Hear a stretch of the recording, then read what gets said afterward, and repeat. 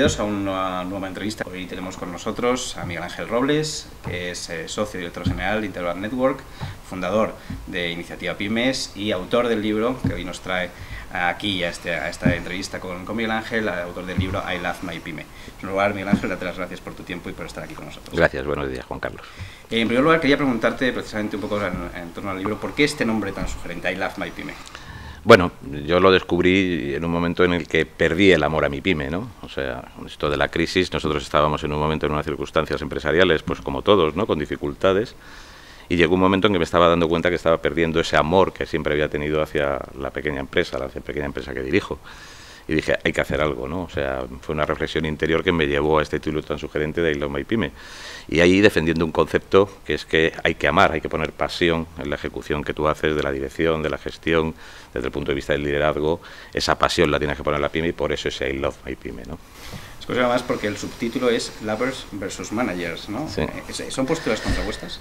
Bueno, eso es más bien una defensa de que hay que poner las dos cosas, ¿no? No es que sean contrapuestas, ¿no? Es la unión, ¿no? Sí, la fusión que puede haber o que debe de haber entre lo que es poner esa pasión que hablaba yo que perdía con la buena gestión de las compañías, ¿no?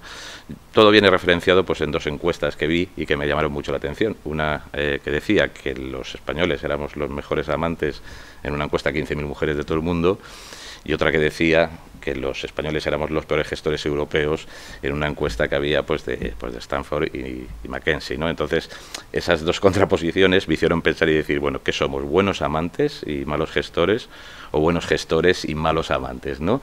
Entonces, creo que en el término medio está la realidad, ¿no? Y por eso, abrir ese debate de que debemos de poner pasión, que muchas veces a lo mejor en una pequeña empresa no se pone, unido también a lo que es la buena gestión. Sí, de hecho, Eduard Punset ha prologado tu libro y de hecho él recomienda, me parece además una postura muy acertada después de leerlo, que debería ser un libro de cabecera de cualquier directivo manager. Sí, incluso no de las pequeñas empresas. O sea, él dice de manera taxativa que las grandes compañías deberían de tener el libro en sus manos. Sí, porque hace una reflexión muy de gestión de equipo, ¿no? Las pequeñas empresas, las pymes, lo que son gestión de equipo y al final cualquier directivo de cualquier organización lo que tiene detrás es un equipo, ¿no? Entonces, en ese sentido, sí está el libro muy orientado a que sirva de una u otra manera para que cualquiera reflexione sobre cómo gestionar a través de las emociones y los sentimientos a estos equipos, ¿no? Correcto. De hecho, entiendo que además hay uno de los enfoques principales también del libro, después de su lectura, es el enfoque hacia las capacidades y cualidades del manager, ¿no? ¿Cuáles consideras que son las principales cualidades que debe reunir un manager? Yo me he basado toda la vida en los valores, ¿no? O sea, desde que desde que yo empecé a tener una responsabilidad de dirección y nosotros en nuestro equipo vimos cómo liderar, ¿no? Porque no es una cosa que se haga, yo por lo menos no pienso en un liderazgo único o exclusivo de aquel que está liderando, sino que debe de ser un liderazgo compartido, ¿no? Pues siempre nos hemos fijado en los valores, ¿no? Valores que vienen muy de la mano pues de autores como Javier Fernández Aguado, por ejemplo, ¿no? En los que te marcan ese tipo de valores donde tú debes de liderar basándote en valores. Principalmente yo creo que hoy en día es la responsabilidad. Yo lo pondría como el primero, ¿no? O sea, estamos en unos momentos muy difíciles en que tenemos que gestionar situaciones difíciles y por lo tanto en eso tienes que ser responsable, ¿no? Luego hay otros como la solidaridad, que también han sido valores muy dejados últimamente en la gestión empresarial, ¿no? Todo este tema de ERES, de despidos, pues muchas veces te impiden a lo mejor tomar decisiones solidarias, ¿no? Que son decisiones que tomas de una manera forzosa, no las quieres tomar así, pero no suelen ser solidarias, y entonces otro valor como la solidaridad es muy importante. Hay otros muchos más, ¿no? Que se pueden enumerar en la obra y que evidentemente reflejan que esa dirección por valores es lo importante. Y después también, en la parte de management, de lo que es el puro management, yo también creo que es que la gestión de los sentimientos no está enfocada. Sigo pensando que estamos en un entorno 2.0 en la gestión de personas, ¿no? Se habla mucho de esas 2.0, de gestionar personas, no antes que gestionábamos recursos en el 1.0, y yo voy un poco más allá en la obra intentando ir al 3.0, que es la gestión de las emociones, que en realidad es lo importante en la organización. Gestionar esas emociones, esos sentimientos que tienen tus equipos para poderlo llevar a un puerto. De hecho, te defines como licenciado en actitud y doctorado en buena suerte, ¿no? ¿Por qué esta definición? Sí, bueno, yo creo que es una visión personal, ¿no? Muy personal de cómo me veo yo ante los demás, ¿no? Pues evidentemente en actitud porque creo que es lo importante en las organizaciones hoy en día, ¿no? O sea, todos tenemos, o casi todos tenemos una base formativa. La mayor parte de las personas que se incorporan a las organizaciones pues ya vienen con esa base y lo que hay que trabajar mucho son las actitudes. Incluso pues en escuelas de negocio, ¿no? Se trabaja bastante sobre la técnica de la gestión, ¿no? Pero se trabaja menos sobre la técnica de la actitud en la gestión, ¿no? y creo que es uno de los valores más importantes que hay. Lo llevo aplicando mucho tiempo, tener actitud positiva, tener actitud de lucha, ¿no? Porque eso es así, es evidente que siempre que te enfrentas a un proyecto empresarial tienes que tener esas dos actitudes, y después, sobre todo, pues tener ese valor, esa capacidad de decir, bueno, y además tengo buena suerte, ¿no? Últimamente, pues leyendo algún libro, no sé si decir buena suerte o fortuna, ¿no? Bueno, efectivamente. Que es algo que se tiene que a lo mejor valorar, si es buena suerte o fortuna. Yo creo que es una combinación de las dos cosas. Es lo que te iba a comentar, ¿no? O sea, quizás la combinación entre ambas capacidades, factores, ¿no? sí, claro. Es la clave también un poco del éxito, y también muy necesaria en los tiempos que estamos viviendo, que efectivamente además tú lo reflejas muy bien en tu libro. La pyme debe ser clave, ¿no?, en ese proceso de recuperación de la crisis. Bueno, yo creo que ahora mismo, y tenemos los datos recientes, ¿no?, con esos 6.200.000, ¿no?, pues obviamente con el paro que tenemos en nuestro país, la pyme es que es la única salida que hay. Hoy en día no va a haber inversión pública en administración pública suficiente, con capacidad suficiente para generar el empleo que se generó en la administración y en los estados autonómicos, como para cubrir ese paro que hay ahora mismo en nuestro país. De hecho, ayer mismo también en la propia encuesta se veía que estaba descendiendo el número de empleados públicos. Las grandes compañías multinacionales pues tienen verdaderamente un problema para asentar todavía capital en España. Las incertidumbres siguen y no van a hacer grandes inversiones, por lo tanto el empleo tampoco va a venir o va a crecer por lo que es esa parte. Y es evidente que las pymes tienen que cumplir una función social muy importante, que ya llevan haciendo durante toda la existencia de la economía en nuestro país, que es cubrir ahora mismo cerca del 70% del empleo. Por lo tanto, esas pymes van a tener que seguir en ese mismo ritmo para sacar a este país de la actual situación de crisis económica y social. Lo que es evidente es que su papel tiene que ser reforzado por otro tipo de acciones que acompañen a estas pymes para cumplir su papel. Es lo que yo defiendo en la obra, o sea, el papel es primordial, porque es la única manera de salir de la situación actual. Porque si no, aparte de que no haya esa generación de empleo por estos colectivos, la propia sociedad no va a ser capaz de generar el estado económico para poder crecer. Las pymes tienen todavía recorrido en nuestro país, como estamos viendo, en temas de internalización, de salida al exterior. Las pymes son estructuras muy flexibles, que son capaces de adaptarse, como estamos viendo también, a situaciones pues muy complicadas y también a situaciones de crecimiento. Es el momento de que todos los estamentos que estamos en la sociedad nos demos cuenta de que esta situación es así, y por eso también uno de los factores principales que tiene la obra, el libro, es apoyar a que de verdad todos nos demos cuenta, ¿no? Todos los estamentos que estamos detrás de las pequeñas empresas, desde los propios empresarios hasta la sociedad, evidentemente, como no, pues nuestros políticos y nuestra acción económica desde el punto de vista de la política, para poder llevar a las pymes a cubrir ese papel. Sí, de hecho, el management es clave, un buen management dentro de una pyme es clave. Pero tú también hablas de liderar desde las emociones, ¿no? ¿Esa es una receta de éxito?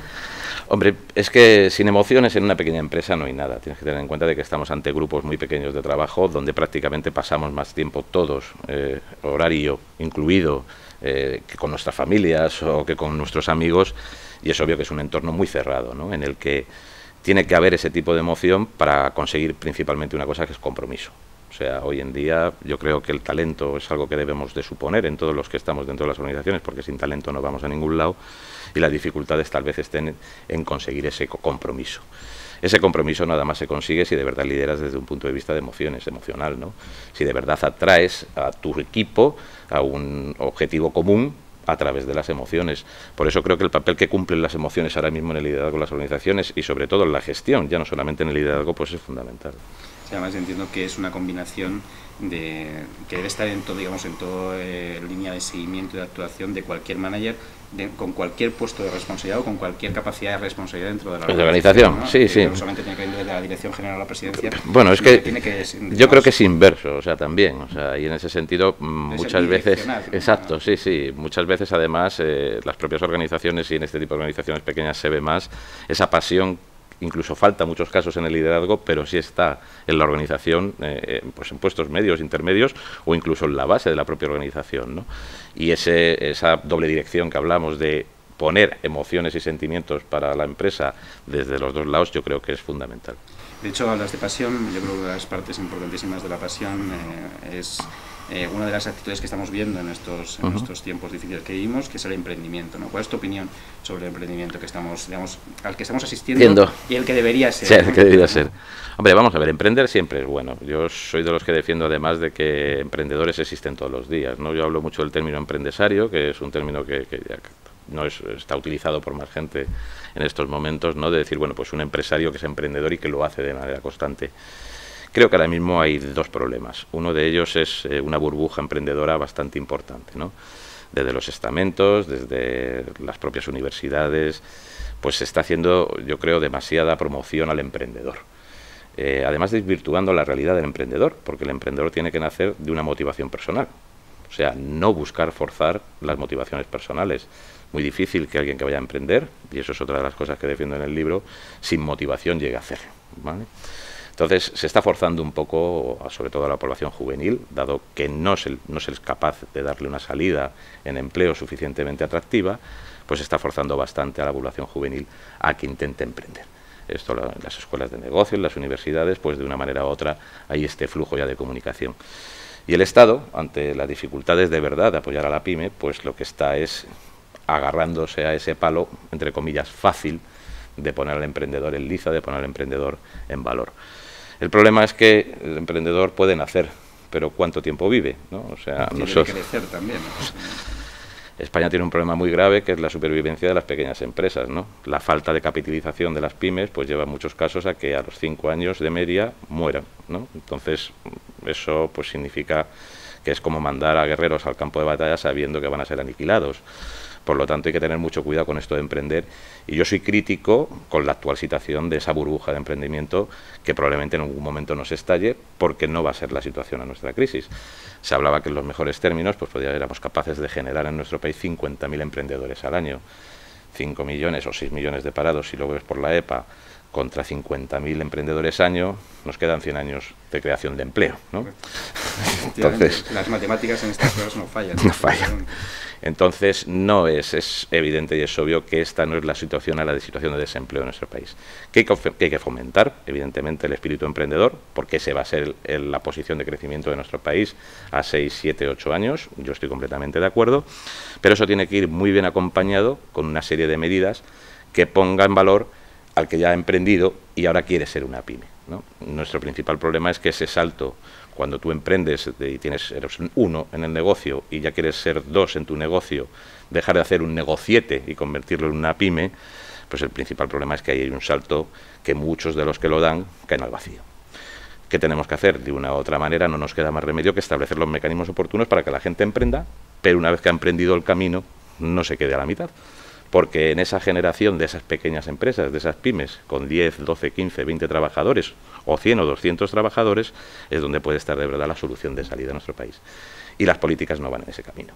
Van mucho en flexibilizar todo lo que es el emprendimiento juvenil, todo lo que es, se puede decir, quitar masa de paro, de una manera individual como personas, pero no se está haciendo pensando en que esos emprendedores tienen que ser el día de mañana empresarios. Sí, digamos una acción sostenible en el tiempo, ¿no? Claro, sí, porque el problema está en que es obvio que el emprendimiento por sí mismo es un valor, pero necesita una serie de colaboraciones desde un punto de vista social, económico, que hoy en día, pues aunque se quieren establecer para ellos, están, pero en una primera fase muy incipiente.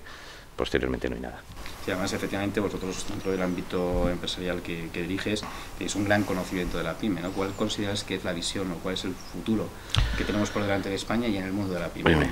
Bueno, España, yo soy de los que pienso que tenemos que ser bastante optimistas mirando hacia atrás.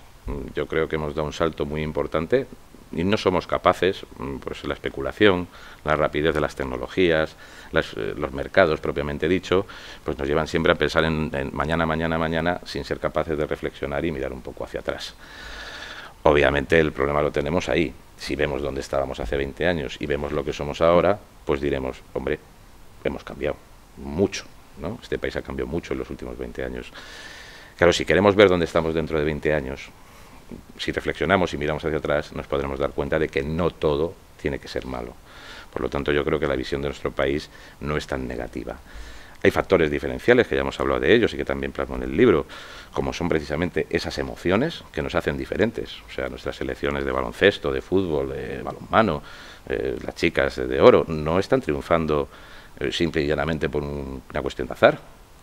Ya tenemos las mismas posibilidades que el resto de Europa o que el resto del mundo, ya tenemos nuestra cultura del talento, que hay gente con talento en nuestro país, ya tenemos nuestra educación, que de una u otra manera y con muchas críticas, pero es buena, o sea, ahí está, estamos bien educados, ya estamos equiparados exactamente igual al resto de los países europeos en cuanto a capacidad de alimentación y sanidad, por lo tanto ahora, ¿por qué estamos triunfando, ¿no? Si hacíamos esa reflexión, pues nos vemos que el principal factor de triunfo que tenemos es que trabajamos muy bien las emociones que otros no.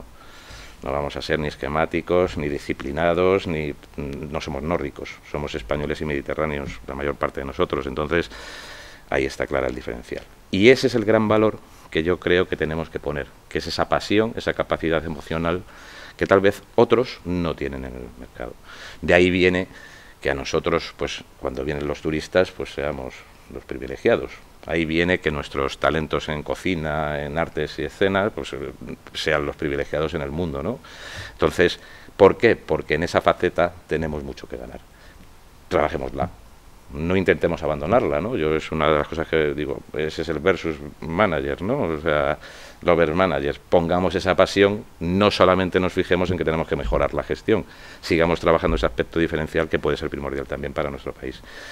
Y en cuanto a las pymes, pues, hombre, tenemos dificultades y no lo vamos a discutir, ¿vale? El principal problema de dificultad que tiene la pequeña empresa para poder seguir hacia adelante y ver ese futuro con optimismo es la falta de capital. No somos capaces de captar el suficiente capital económico como para que las pymes crezcan y se desarrollen como debe de ser. Ha habido etapas en nuestro país recientes en las que compañías con 3.000 euros de capital social tenían una facturación de 30 millones de euros y una deuda de 25. Eso es, yo creo, que el mayor problema que tenemos ahora mismo. Necesitamos capitalizar nuestras pymes. ¿Se están haciendo cosas para ese futuro sea bueno? Pues pocas. Yo creo que hay que dar una gran vuelta. Todos los días se deben de tomar medidas en este sentido, en este camino. Evidentemente, ENISA con los préstamos participativos es, se puede decir, la chispa de desarrollo para que esto sea así. Préstamos participativos en pymes que vengan aportados por fondos que el Estado tendrá que ver cómo recaudar. Ahí no es un tema que las pymes debamos de meternos, ¿no? Sino que debe de ser una obligación que tenga el Estado de ver cómo capitalizar a nuestras pequeñas empresas. Esa capitalización de las pequeñas empresas tiene que venir aportada en una cuantía mucho mayor. O sea, hemos capitalizado los bancos en nuestro país por 40.000 millones de euros. Capital que hemos metido en los bancos para sostener un sector de actividad que está destruyendo empleo y que su visión es a reducir. O sea, hemos puesto 40.000 millones para la muerte. Eso es así. Y somos capaces nada más en este año 2013 de meter 130 millones de euros para la vida de las pymes y para generar empleo. Creo que está muy descompensado, ¿no? Entonces, de una u otra manera hay que capitalizar las pequeñas empresas. Y luego nosotros tenemos oportunidades y las estamos aprovechando. El crecimiento de la salida al exterior de las pequeñas empresas, de las pequeñas organizaciones, es una grandísima oportunidad. Primero, porque tenemos mucho mercado virgen, porque como no habíamos salido, pues ahí estamos. Segundo, porque somos competitivos. Yo creo que ya esta reflexión que hemos hecho de empequeñecernos, todas las pequeñas empresas en cuanto a la estructura, en cuanto a los costes, pues evidentemente nos da la posibilidad de ser mucho más competitivos en los mercados exteriores. Y por lo tanto ahí tenemos una vía de salida clara y evidente que tenemos que intentar aprovechar todos aquellos que puedan. No todos, porque hay ciertos riesgos que hay que controlar y por lo tanto no todos, esto de todos al exterior o todos emprendedores, no es así, pero sí algunos tendrán que emprender ese camino. Y después es obvio que la principal vía de crecimiento que tenemos ahora mismo en las pequeñas empresas es centrarnos en nuestra mejora de la gestión. Tenemos que tener más capacidad de innovación en la pyme, porque ese es el futuro de la pequeña empresa. Y esa capacidad de innovación, pues también por esta situación económica, pues también está algo mermada, ¿no? Creo que hace falta que hablen mucho las empresas de tecnología con la administración. Creo que hace falta que esas dos grandes fuentes todavía, y lo comentábamos, pongan la tecnología a favor de la pequeña empresa y los pequeños empresarios y la capacidad de adaptación tecnológica a este entorno nuevo de redes sociales, a este entorno nuevo de comunicación social, pues todavía queda mucho trabajo por hacer. Yo lo veo todos los días. La multitud de congresos que voy, pues me doy cuenta de que queda mucho trabajo por hacer y esa adaptación de innovación en tecnología es importante. Y por último, yo diría que está el factor como no humano. Y el factor humano pasa porque nos demos cuenta de que somos pymes y tengamos orgullo. En este país durante muchísimo tiempo se ha penalizado el ser pyme. Todos íbamos a reuniones con grandes clientes y nos preguntaban esa pregunta maldita de ¿cuántos sois? Y todos metíamos en el plantel de los que éramos en la pyme a la suegra, al primo, al cuñado, intentando llegar pues a decir, no, yo soy 50. No, somos 20 y tenemos que ser orgullosos de ser 20. Estamos haciendo un grandísimo servicio social porque estamos dando 20 empleos y estamos haciendo un grandísimo servicio social porque además estamos generando riqueza para el país. Pero somos 20 y ese orgullo de pyme está perdido. Por lo tanto, ese es un aspecto social que es importante tener. Y después, exactamente igual es importante que la sociedad vea importante a la pyme. O sea, que la pyme se vea que es algo que desarrolla el futuro de este país. Si nos damos cuenta de eso, más el factor internacional, más el factor de innovación, pues las pymes no tienen por qué pensar que su futuro es malo, ¿no? Estamos pasando por unos momentos muy críticos, donde tal vez hayamos hecho cosas muy mal, y eso hay que reconocerlo, y a partir de este momento pues se trata de intentar seguir adelante. Aquí hay un factor, que tengo que decirlo, que es el problema del asociacionismo en nuestro país. Para poder llegar a conjugar esas ayudas en capitalización, para llegar a esa innovación de tecnología necesaria y de aplicación tecnológica en las pymes, y para poder llegar a esa reflexión de orgullo y que además nos reconozcan, hace falta que las estructuras de organización empresarial de nuestro país cambien. No podemos seguir con esta estructura tan piramidal, tan estructurada de organización en las pymes. Las pymes se tienen que reorganizar. Hay ejemplos como la SAGE, que están haciendo en algunos casos magníficos trabajos, ¿vale?, en el que hay que volver a poner otra vez a la pyme en el lugar que tenía. Y no, tal vez, por cosas que también se han hecho mal en las propias organizaciones empresariales, pues que vean como si el empresariado español de la pequeña y mediana empresa pues tenga mucho que ver con casos de corrupción, con fraude, Entonces creo que ahí también nos queda algo por hacer. Entiendo, además tenemos un poco la conclusión, quizás el resumen de esta parte que nos transmitías, además en la que estoy además completamente de acuerdo, es que tenemos deberes, pero tenemos posibilidades, ¿no? Sí, vamos a ver, deberes siempre se tienen. O sea, si alguien piensa que ya está el camino hecho, eso nos ha pasado. Pensábamos que teníamos el camino hecho y estábamos todos en el estado del bienestar diciendo aquí esto ya va a seguir y va a durar toda la vida. Gran equivocación, deberes siempre hay. Y las posibilidades están ahí. Yo no soy de los que opino que crisis-oportunidad. O sea, no, la crisis es mala en cualquier momento y de hecho pues se está notando porque lo que llevas a ese perjuicio social, ¿no?, que estás viendo todos los días y palpando en tus amigos, perdiendo empleo, en tus familias pasando penumbra. Lo que está claro es que ahora mismo lo que sí tenemos son oportunidades. Oportunidades porque lo que tenemos que buscar es crecer como personas principalmente, buscar la felicidad, que es algo que tal vez no se busca en las organizaciones, pero es un valor mayor que los beneficios, la felicidad, y después ver el futuro, pues intentando llegar a él, no hay otra manera. Pues Miguel Ángel, ha sido un placer tenerte con nosotros en este espacio de entrevistas y además te deseamos toda la suerte del mundo con I Love My Pyme, que yo creo que, como bien decía Eduard Punset, debe ser un libro de cabecera de cualquier manager. Eso esperemos. Muchas gracias. Gracias.